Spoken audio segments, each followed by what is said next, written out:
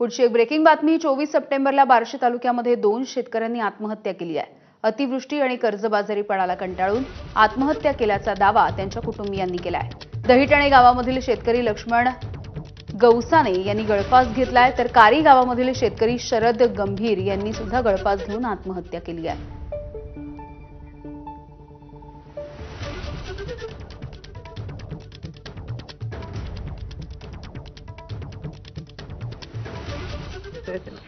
Tension घेऊन घेऊन महिना झालं टेन्शन घेऊन त्यानं आम्हाला न बोलून त्यानं असा आत्महात घेतला।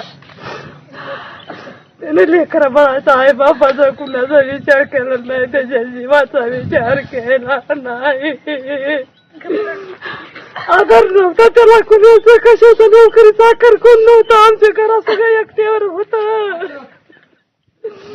लई वाघ होता माझा, चांगला होता माणूस किसा, 4 माणसात बसत होता, उठत होता, कुणाला वर हुसत्या नव्हता।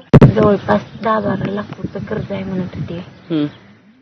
किरकोळ अजून गावातलं आहे, खाजगी बँकेचं काय आहे, रडत होते। ते फॉर्म बसवायला पैसे नाहीत म्हणून सारखं टेन्शन आहे म्हणायचे, कुणालाच काही म्हणले नाहीत। काल इथून जनावर सोडून गेले, गाई सोडून दिल्या, गाईच्या जाळ्यानं गळफास लावली। मला टेन्शन आहे म्हणून लय रडत होते, लय देणं झाले, घर नाही बसायला, लय रडायचं।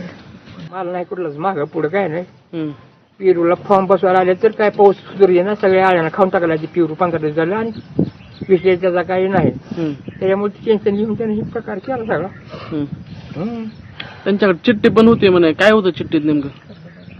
चिठ्ठीत काय कर्जबाजारी झालं म्हणून काय जरा लिहून ते दोस्ताला काय सांगितलं तुम्हाला काय ती माहिती नाही। पुराच्या पाण्यामधून वाहून आलेल्या सापाच्या दंशानं एका शेतकऱ्याचा मृत्यू झालाय। उत्तर सोलापूरमधल्या पाथरी